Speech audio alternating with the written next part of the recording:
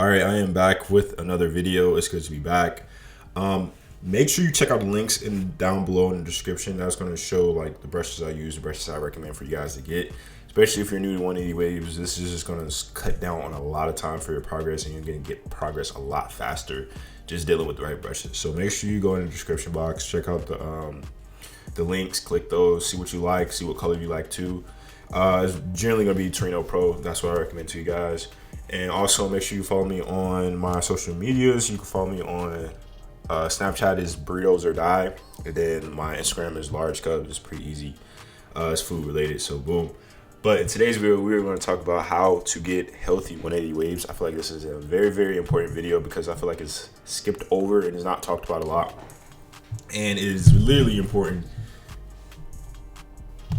All right, so let's get really into the video. What I really want to tell you guys is that you need to make sure you are getting the right brush immediately.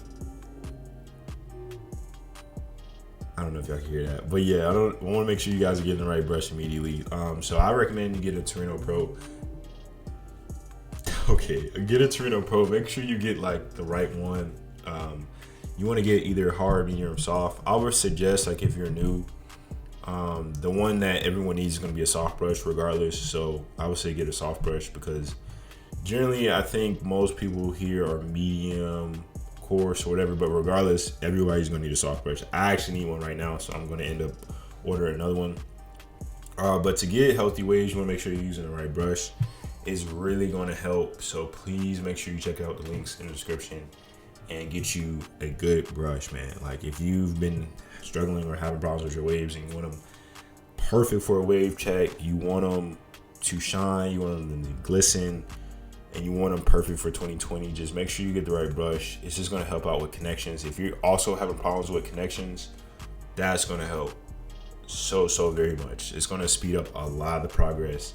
And one of the biggest things I always tell you guys about the brushes, you want to make sure that it covers more of your head. So from the left side to the right side, the bigger the brush is, the better. And generally wave brushes are a lot longer, so that's going to help you a lot.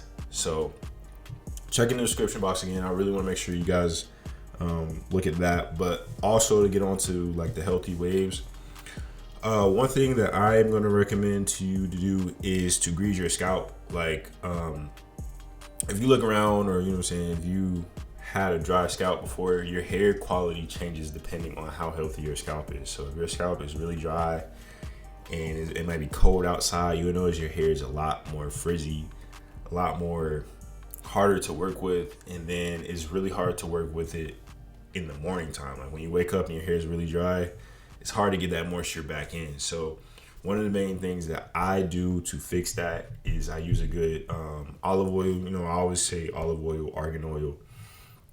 And I also grease my scalp. I use the scalp, make sure my scalp is moisturized. That is a really big thing to get them healthy. You know what I'm saying? Get them deeper, get them longer, get them perfect for a wave check. You want to make sure you're using it and getting to your scalp. Like, don't just get to the top of your head. Make sure you get down as far as you can. You can mess up your pattern. Just make sure your scalp is greased, because if not, you know, you're going to struggle with healthy waves, you know what I'm saying? Especially when you're woofing. And, you know, woofing is just basically throwing your hair out, make sure it's correct length and everything. So when you get your cut, it's going to be better. But right now, as you can see, my hair is a lot longer. I'm actually woofing at this part of the process. So my hair, the waves aren't going to be super defined right now. It's just going to be, I'm focusing more on health of my waves, and I'm focusing on more of getting it to the right length. You know what I'm saying? So that's another thing too I recommend, is just make sure you don't cut your hair too low. I always say that it's definitely important. That's one thing I struggle with, was that it's just I wasn't getting it cut at the right length, so my waves weren't showing up at the right time. So make sure that if you are kind of on the fence on how to get your hair cut, the higher the better, because if you cut your hair too low, you will cut off a lot of progress. So if you're new, I wouldn't recommend cutting it too low, but you know what I'm saying, that's up to you. But if you are more experienced, it really shouldn't matter, because you're gonna have the techniques down. But if you are still struggling, make sure you get your hair cut a little bit higher than what you think.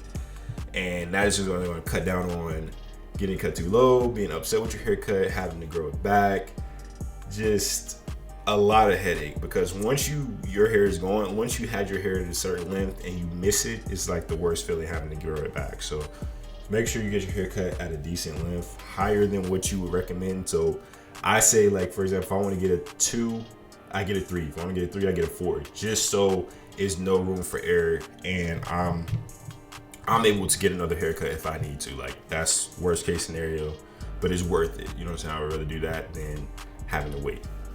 Another thing too is that I've also wear my do-rag a lot more, like other than just nighttime and daytime. I make sure I wear it throughout the day. So if I notice my hair is drier, if I'm wolfing my hair, I make sure that I grease my scalp. I use good oils always, but I make sure that I am wearing it often. So anytime I have time to put it on, throw it on. If I'm not really doing anything important, I'm not in public, I put it on, and it makes just my hair a lot better. One of the combinations that I'm really trying to get you guys to understand is that, like, once you put the correct oils in your hair and then you lay it down properly with the do-rag, it is going to help your hair out tremendously. If you have been doing that, you will notice a huge change.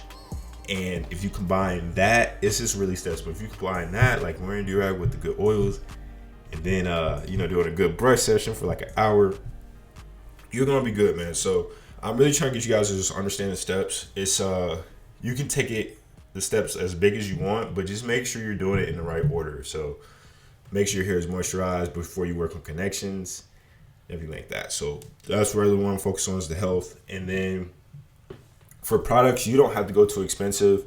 I still use the same products. I don't switch on my products just because I just know that it's going to work for my hair. So if you are new and you are looking for products, don't go for too expensive at first. Go for Cantu. I recommend a Cantu line at first.